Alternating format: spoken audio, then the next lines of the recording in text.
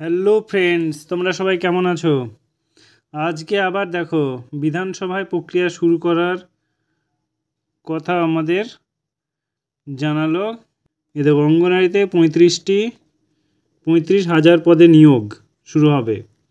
তারপর দেখো রাজ্যে মোট 1,19,481টি অঙ্গনারী কেন্দ্রে রয়েছে।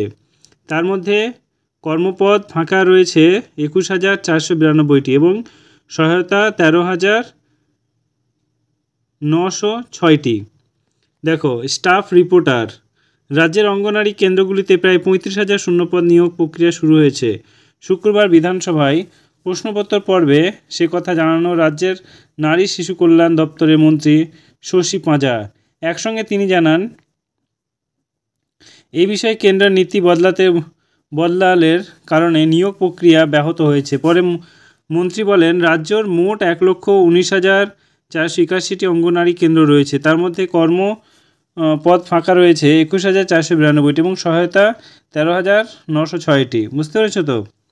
সো তোমরা দেখো 2023 সালে 31 অক্টোবর পর্যন্ত প্রাকৃতিক বিপর্যয়ে রাজ্যে 1,206 জনের মৃত্যু হয়েছে। তার মধ্যে 1,104 জনকে ইতিমধ্যে ক্ষতিপূরণ দিয়েছে রাজ্য। তা তোমরা সবাই রেডি হয়ে যাও, সামনেই তোমাদের ভ্যাকান্সি চলে নিজ নিজ কেন্দ্রে নিজ নিজ রাজ্যে। তোমরা ওয়েবসাইটগুলো ফলো করো, দেখতে পাবে। Thank you. আর হ্যাঁ, চ্যানেলটা সাবস্ক্রাইব করতে ভুলো না, কারণ প্রত্যেকটা দিন আমি নতুন নতুন সাবস্ক্রাইব নিয়ে তোমাদের সামনে এসে হাজির হই। তাই সাবস্ক্রাইব না করলে কীভাবে বুঝতে পারবে?